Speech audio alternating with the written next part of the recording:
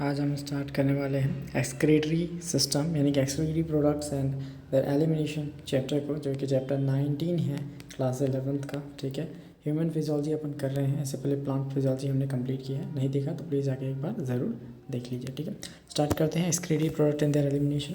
सो elimination और removal of excess substance from the body mainly in nitrogenous wastage को like ammonia, urea, uric acid, इसको is called excretion. Clear? ठीक है, और toxicity की level की बात करें, ठीक है, तो सबसे ज़्यादा टॉक्सिक अमोनिया है, देन यूरिया है, देन यूरिक एसिड है। जो भी नाइट्रोजनस वेस्टेज हमारे बॉडी में बनती हैं, ammonia, urea, uric acid, nitrogenous wastage, ठीक है, हमारे बॉडी में एक्सेस अमाउंट में बनती है, उसको बाहर निकालना ही एक्सक्रीशन कहलाता है। ठीक है, टॉक्सिसिटी का ऑर्डर ये है। ठीक है, और अमोनिया क्या है? Require large amount of water for its elimination. Ammonia को बहुत ज़्यादा वाटर चाहिए होता है इसके एलिमिनेशन के लिए, इसलिए एक्वाटिक एनिमल्स जो होते हैं वो अमोनिया रिलीज़ करते हैं। यूरिक एसिड को बहुत कम वाटर चाहिए होता है, इसलिए रेप्टाइल्स जो बर्ड्स वगैरह हैं वो यूरिक एसिड रिलीज़ करती है, और हम बीच वाले यूरिया रिलीज़ करते हैं। हम इसलिए यूरियोटैलिक हैं। क्या? यूरियोटैलिक। अमोनिया रिलीज़ करने वाले अमोनियोटैलिक, और यूरिक एसिड वाले यूरिकोटैलिक। क्लियर? अब देखते हैं ध्यान से, धीरे धीरे, है ना, बारी बारी से तीनों को डिस्कस करते हैं। तो सबसे पहले है अमोनोटैलिक ऑर्गेनिजम्स कौन है? The organism which excrete their excretory product as ammonia that are ammonotelic. ठीक है, दिस प्रोसेस कॉल्ड अमोनोटैलिज्म। कौन है? बोनी फिशेस, याद रखना, बोनी फिशेस। और मरीन फिशेस यूरिया रिलीज करती हैं, बोनी फिशेस अमोनिया रिलीज करती है। तो यहाँ से भी क्वेश्चन बन सकता है। तो बोनी फिशेस अमोनिया रिलीज करेगी and marine fishes urea release करती है।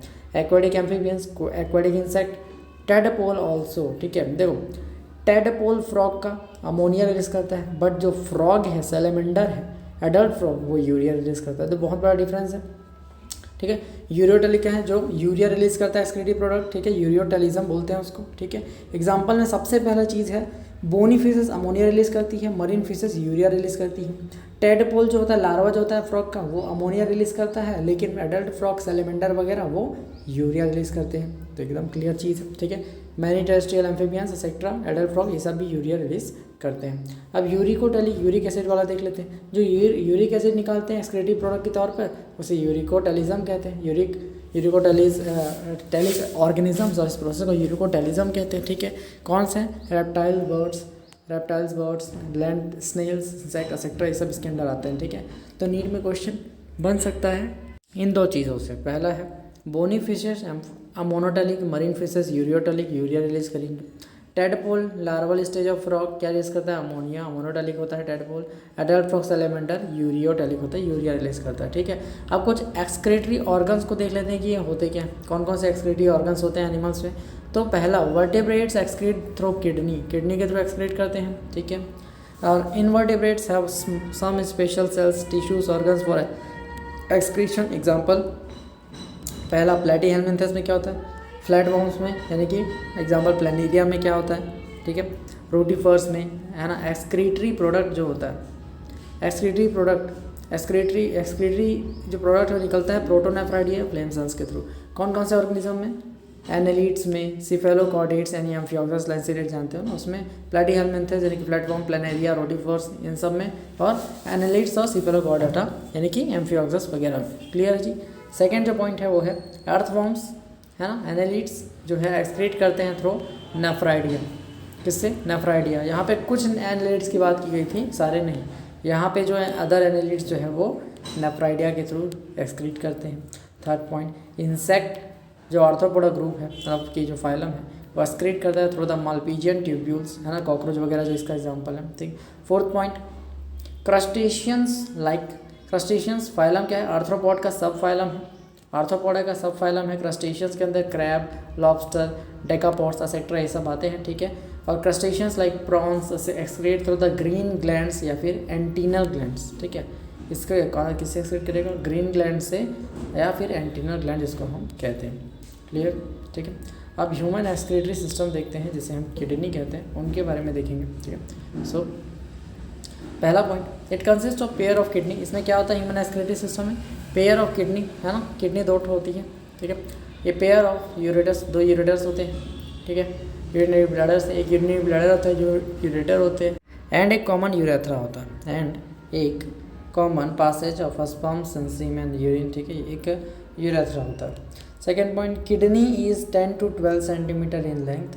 लंबाई में किडनी जो होता है 10 से 12 सेंटीमीटर होता है। 5 to 7 सेंटीमीटर विड्थ होता है। 2 to 3 सेंटीमीटर इसका थिकनेस होता है और 120 से 170 ग्राम इसका वेट होता है। किडनी क्या होता है, 10 से 12 सेंटीमीटर लॉन्ग होगा, विड्थ इसकी 5 से 7 सेंटीमीटर, थिकनेस इसकी होगी, मोटाई कितनी, 2 to 3 सेंटीमीटर थिकनेस, एंड 120 से 170 ग्राम का किडनी होता है।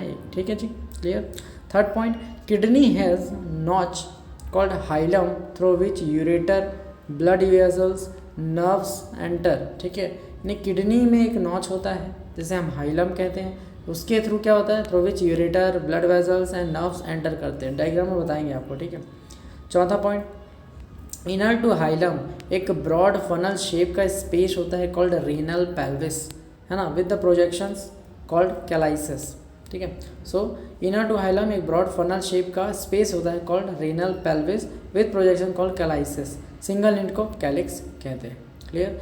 पांचवा point, kidney has 2 zones, outer cortex and inner medulla. ठीक है, 2 जोन्स होते हैं, outer cortex and inner medulla. Second, छठा point, medulla has medullary pyramids, medulla में मेडुलरी पिरामिड्स हैं प्रोजेक्टिंग इनटू द कैलाइसिस, है ना, कैलाइसिस में प्रोजेक्ट होते हैं वो। ठीक है। 7 पॉइंट, कॉर्टेक्स इंपॉर्टेंट है, cortex extends in between the medullary pyramids as the renal columns called column of Bertini, यानी कि कॉर्टेक्स एक्सटेंड करता है बिटवीन मेडुलरी पिरामिड्स में एज अ रीनल कॉलम्स के रूप में, और उसी को हम कॉलम, उन्हीं कॉलम को हम कॉलम ऑफ बर्टिनी के नाम से जानते हैं। अब डायग्राम देखोगे तो ध्यान से देखो। सबसे पहली चीज़, 2 किडनी दिख रहा है। ठीक है, 2 किडनी दिख रहा है आपको। ठीक है, उससे क्या है, लग के यहाँ पे डोर्सल आर्टरी और एक इन्फीरियर वेना कवर। ठीक है, सुपीरियर ये क्या है, डोर्सल आर्टरी, आर्टरी है और एक वेन है। क्लियर। ठीक है, यहाँ पे यूरिनरी ब्लैडर है, ये यूरेथ्रा है इसका ओपनिंग, और ये यूरेटर 2 किडनी से आ रहे हैं। क्लियर। आगे देखोगे तो किडनी के अंदर कुछ स्ट्रक्चर्स होते हैं जो मैं यहाँ पे बताऊँगा। पहले थोड़ा सा और डिस्कस कर लेते हैं। आउटर कॉर्टेक्स, इनर मेडुला होता है, यहाँ पे दिख रहे हैं मेडुलरी पिरामिड छोटे छोटे। ठीक है, किडनी के ऊपर वाले भाग में एड्रेनल ग्लैंड होता है, उसके बारे में बाद में डिस्कस करेंगे चैप्टर नंबर 22 में। ठीक है, और ये रीनल आर्टरी, जो आर्टरी घुसे उसको रीनल आर्टरी बोलेंगे, जो वेन घुसेगी उसको बोलेंगे रीनल वेन। ठीक है, और बाकी चीज़ें तो आप जानते हैं, इसको ह्यूमन यूरिनरी सिस्टम कहते हैं। क्लियर जी। और यहाँ पे क्या होता है, किडनी से फिल्टर होकर यूरिन यहाँ पे आता है, यूरिनरी ब्लैडर में स्टोर होता है, और जब हमें आती है सुसु तो निकाल देते हैं जी यहाँ से, यूरेथ्रा से, है ना। यूरेथ्रा ओपनिंग कहाँ पे होता है, ग्लैंस पेनिस की ओपनिंग जो होती है ना, वहाँ पे यूरेथ्रा आता है। ठीक है, उसकी ओपनिंग होती है। अब किडनी को हम जूम करके देखें तो इस टाइप से स्ट्रक्चर दिखाई देता है।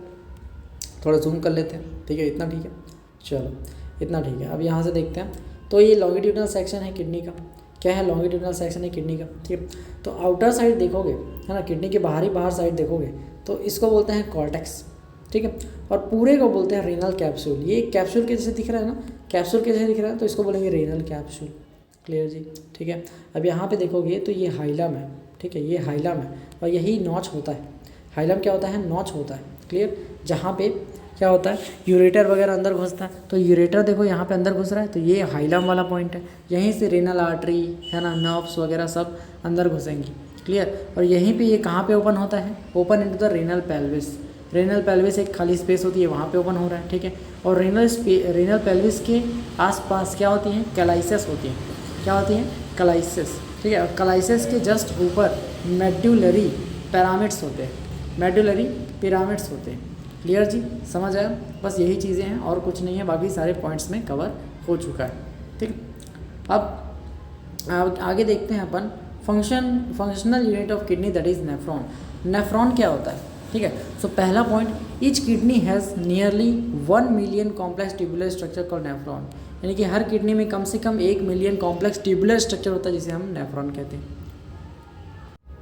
ठीक है, so each kidney has nearly 1 million complex tubular structures called nephron होते हैं। ठीक है, second point, each nephron has 2 parts, 2 part होते हैं, ग्लोमेरुलस और एक रीनल ट्यूब्यूल। ठीक है, तो हर नेफ्रॉन में, है ना, क्या होता है, 2 पार्ट्स होते हैं, एक ग्लोमेरुलस होता है और एक रीनल ट्यूब्यूल होता है।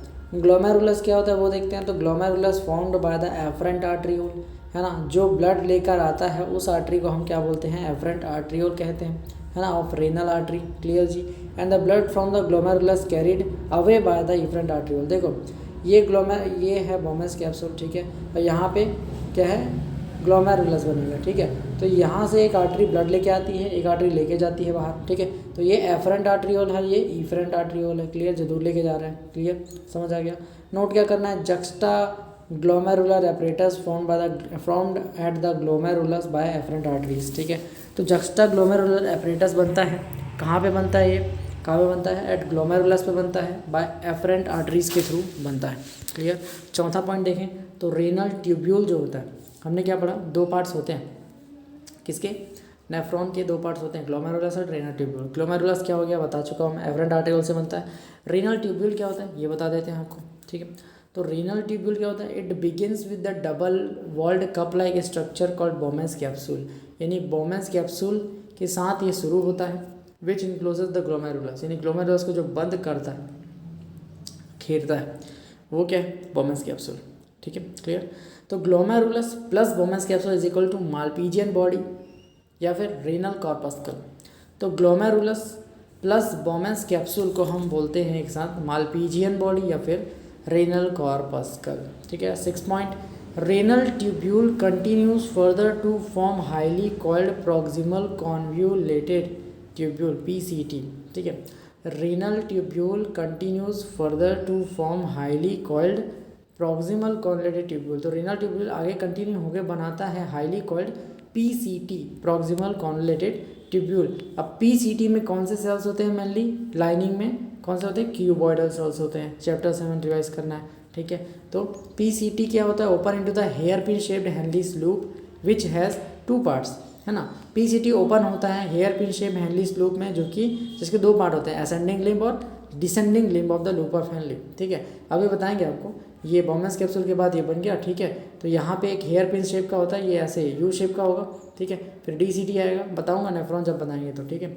तो PCT ओपन होता है hairpin shape Henle's loop में, जिसमें 2 चीज़ें होती हैं, 2 पार्ट्स होते हैं, असेंडिंग लिम्ब और descending limb of the loop of Henle, ठीक है। 8वां पॉइंट क्या है, ascending limb of the loop of Henley opens into the DCT, distal convoluted tubule, and DCT open into the collecting duct, ठीक है। DCT किस में open होता है, कलेक्टिंग डक्ट में। तो ascending limb of the loop of Henley opens into the DCT यानी distal convoluted tubule में, एंड DCT ओपन होता है कलेक्टिंग डक्ट में, ठीक। नोट क्या करना है, कलेक्टिंग डक्ट पार्ट नहीं है नेफ्रॉन का, यानी कि collecting duct is not a part of nephron, ये कई बार नीड में है, ठीक है। 9वां point, peritubular capillaries. Peritubular capillaries क्या होता है, it is formed by the efferent arteries, efferent arteries जो अवे लेके जाती है ना ब्लड को, वो आर्टरीज के द्वारा पेरीट्यूबुलर कैपिलरीज बनाई जाती हैं, and are capillary network around the renal tubules, जो हमने बताया बोमेंस कैप्सूल, ये या लूप ऑफ हेनली, फिर DCT, फिर कलेक्टिंग डक्ट्स वगैरह आता है, तो इसमें ऐसा ऐसा घूमे रहता है, ठीक है। तो पेरीट्यूबुलर कैपिलरीज क्या होता है, रेनल ट्यूब्यूल के आसपास रहते हैं, ठीक है। Are capillary network around the renal tubules, जो ग्लोमेरुलस से ब्लड को दूर लेके जाता है, वो इफरेंट आर्टरियोल से ये बनता है, क्लियर।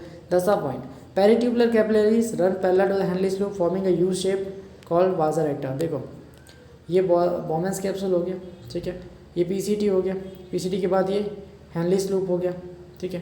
हेनलीस लूप को मैं क्लियरली ऐसे यू शेप का बता देता हूँ, ये हेनलीस लूप है, देन DCT वगैरह आएगा, ये PCT और ये बोमेंस कैप्सूल है, ठीक है। तो पेरीट्यूबुलर कैपिलरीज ऐसे यू शेप ऐसे इसके पैरेलली रन करती हैं, इसे बोलते हैं हम वाजा रेक्टा, क्या बोलते हैं, वाजा रेक्टा, जो कि पेरीट्यूबुलर कैपिलरीज से बना होता है, ठीक है। अब नोट क्या करना है, जो नीट में आ सकता है, पहला पॉइंट, मालपीजियन कॉर्पस्कल, ठीक है, renal corpuscle, Malpighian body plus renal corpuscle दोनों बोल सकते हो, एंड कॉन्वोलेटेड ट्यूब्यूल्स लाइस, है ना। बोमेंस कैप्सूल प्लस ग्लोमेरुलस को हम मालपीजियन बॉडी या रेनल कॉर्पस्कल बोलते हैं, है ना। And convoluted tubules PCT DCT lies in the cortex region of the kidney, ये सब किस पे लाई करते हैं, कॉर्टेक्स रीजन ऑफ किडनी, है ना। बोमेंस कैप्सूल प्लस ग्लोमेरुलस यानी मालपीजियन कॉर्पस्कल या मालपीजियन बॉडी या renal corpuscle plus PCT DCT सभी कहाँ लाई करते हैं, सिर्फ और सिर्फ cortex region of the body पे, cortex region of the kidney पे, ठीक है। और peritubular capillaries, collecting duct and loop of Henle, ठीक है। Peritubular capillaries, collecting duct and loop of Henle, ये सब renal pyramids that is medullary region पे रहते हैं, ठीक है। तो मान लो ये किडनी है, किडनी है, ठीक है, ये यहाँ तक मेड्यूलर रीजन है, ये कॉर्टेक्स रीजन है, तो इस तरीके से ऊपर, है ना, ऊपर ऐसा रहता है ना कॉर्टेक्स, ये नेफ्रॉन, ठीक। तो ऊपर वाला रीजन जो है जिसमें Malpighian corpuscle, बोमेंस capsule plus glomerulus plus PCT DCT सभी आ जाएंगे। वो सब कहाँ रहेंगे? कॉर्टेक्स रीजन पे। मेडुला रीजन पे क्या होगा? वाजा रेक्टा वगैरह, पेरिट्यूबुलर कैपिलरीज, कलेक्टिंग डक्ट, ये सब आ जाएगा। लूप ऑफ हेनली वगैरह आ जाएगा मेडुला रीजन पे, जिसे रीनल पिरामिड्स रीजन भी कहा जाता है। ठीक है। तीसरा पॉइंट, नेफ्रॉन टाइप। नेफ्रॉन दो टाइप के होते हैं, कॉर्टिकल और जस्टा मेडुलरी नेफ्रॉन। ठीक है, cortical nephron, juxta medullary nephron. कैसे होता है, क्या होता है, दिखाते हैं आपको। ठीक है, ये इंपॉर्टेंट है। तो कॉर्टिकल नेफ्रॉन देखते हैं। कॉर्टिकल नेफ्रॉन क्या होता है? तो loop of Henle is too short and extends very little to medulla. Loop of Henle बहुत छोटा होता है और बहुत ही कम मेडुला में जाता है, कॉर्टेक्स रीजन पे ही रहता है। तो वाजा रेक्टा एब्सेंट होता है इसमें, and highly reduced in cortical nephron. ठीक है, वाजा रेक्टा यहाँ पे एब्सेंट होता है और या फिर हाईली रिड्यूस होता है कॉर्टिकल नेफ्रॉन में। इस टाइप के नेफ्रॉन को ही कॉर्टिकल नेफ्रॉन कहते हैं। ठीक है, जस्टा मेडुलरी नेफ्रॉन, इसका जो लूप ऑफ हेनली है बहुत लंबा होगा। ठीक है, और बहुत डीप जाएगा मेडुला की तरफ। ठीक है, और इसमें वाजा रेक्टा प्रेजेंट होगा, इसी को हम जस्टा मेडुलरी नेफ्रॉन कहते हैं। ठीक है, डायग्राम में देखोगे, ठीक है, तो ये नेफ्रॉन आपको क्लियरली दिख रहा है पूरा। Nephron and collecting duct, nephron और कलेक्टिंग डक्ट। कलेक्टिंग डक्ट जो है पार्ट नहीं है नेफ्रॉन का, ठीक है, तो अलग से गिनना उसको। क्लियर? तो यहाँ पे ये बोमेस कैप्सूल है कप शेप का, उसके ऊपर ग्लोमेरुलस है ना। कौन बना रहा है ग्लोमेरुलस को? Afferent arteriole. ठीक है, और इफरेंट आर्टेरियोल जो है ब्लड को लेके जा रहा है दूर में। ठीक, तो ये बोमेस कैप्सूल हो गया। उसके बाद ये हाईली कॉइल्ड पीसीटी बनाया, collecting duct, PCT proximal convoluted tubule. ठीक है, अब ये आगे जाके किस पे ओपन हुआ? ये लूप है। ठीक है, हेनलीस लूप बोलते हैं। क्या है? Descending limb of the loop of Henley, ascending limb of the loop of Henley. Descending limb पतला है, असेंडिंग लिम्ब थोड़ा मोटा है। ठीक है, असेंडिंग लिम्ब किस पे खुलता है? डीसीटी, डिस्टल कॉर्नेटेड ट्यूब्यूल में, और डीसीटी किस पे ओपन होगा? कलेक्टिंग डक्ट में। ठीक है, याद रखना, यहाँ से एक लाइन खींचोगे कॉर्टेक्स और मेडुला के बीच में, तो डीसीटी, पीसीटी और जितने भी मालपीजियन कॉर्पस्कल है ना, बोमेस कैप्सूल प्लस ग्लोमेरुलस, जो भी मालपीजियन बॉडी रेनल कॉर्पस्कल है, ठीक है, वो सब किस में आएंगे? कॉर्टेक्स रीजन पे आएंगे। और मेडुला पे कौन कौन सा आएगा? हेनलीस लूप, वाजा रेक्टा प्लस कलेक्टिंग डक्ट, ये सब आएंगे। पेरिट्यूबुलर कैपिलरीज भी आएंगी। ठीक है, सो ये दिख रहा है आपको इफरेंट आर्टेरियोल, इससे निकल रही हैं पेरिट्यूबुलर कैपिलरीज, और यहाँ पे यू शेप का क्या बना रही है? पैरेलली रन करके पेरिट्यूबुलर कैपिलरीज वाजा रेक्टा बना रही है। क्लियर? तो पेरिट्यूबुलर कैपिलरीज, वाजा रेक्टा, कलेक्टिंग डक्ट, ठीक है, ascending limb of the loop of Henley, descending limb, सभी के सभी मेडुला रीजन पे पाए जाएंगे। बस यही है नेफ्रॉन एंड कलेक्टिंग डक्ट। अब आगे हम पढ़ते हैं यूरिन फॉर्मेशन। अपन ना यूरिन फॉर्मेशन को नेक्स्ट वीडियो में करेंगे, ठीक है, क्योंकि वीडियो लंबी हो जाएगी तो मज़ा नहीं आएगा। चलो नेक्स्ट वीडियो में मिलते हैं, ठीक है।